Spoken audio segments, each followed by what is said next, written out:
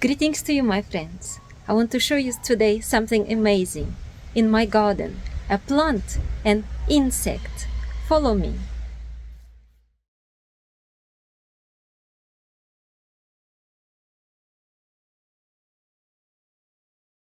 Under the lemon tree, I have a prickly pear cactus, or it's called apunsia. You can see the fruits of the cactus, prickly pears. They're not ripe yet, but will be soon.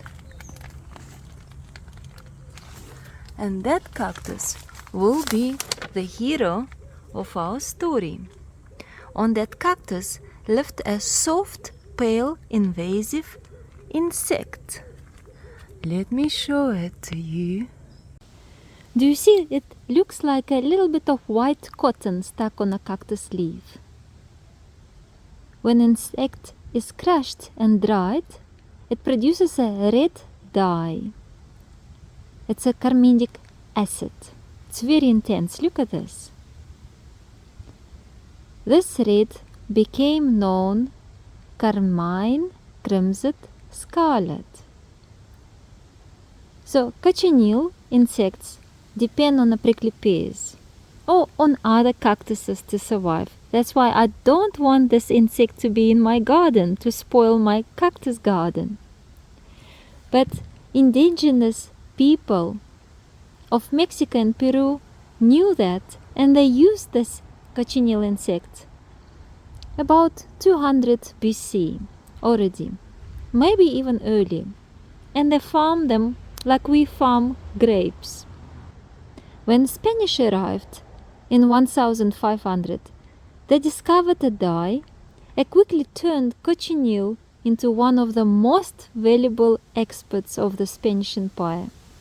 And it was so valuable, like silver or sometimes gold, but you know that silver was more precious than gold, or like vanilla bean or even coffee.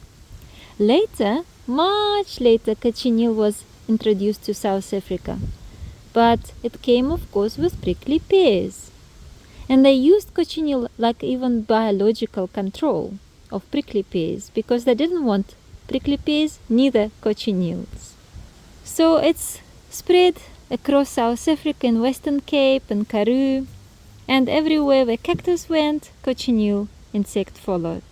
But you know what? Something prior cochineal was another insect, very much similar, like this insect, but not a worm, a bug, a scale bug that lives on the oak trees in between the branches. They lived mostly on the holm oaks and evergreen oaks. So that is the oak insect. And that insect was before cochineal. It called Kermes vermilio. In the old world, it called scarlet worm.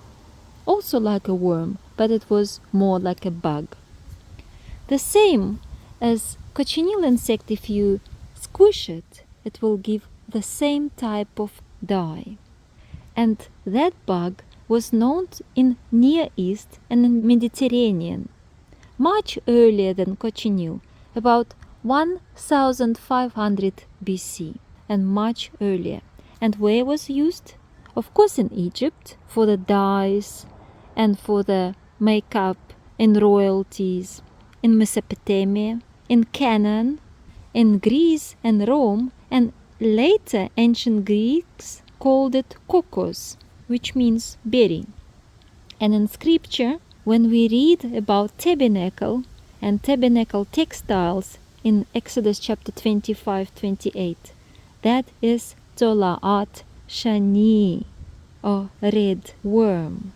Of course, in temple later, in veils, in priesthood garments, in temple curtains, in ritual courts, royal garments, everywhere that insect, that Kermes vermilio bug was used.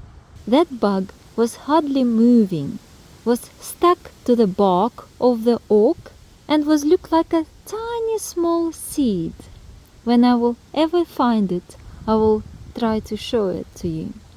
So then they were scraped it off, would dry in the sun, the same as cochineal insect, crushed into the powder or mixed with some preservatives in water or vinegar and used in a dye to wool or linen. So now you know the story of cochineal and cochineal type of friends, Kermes, that used in sanctuary.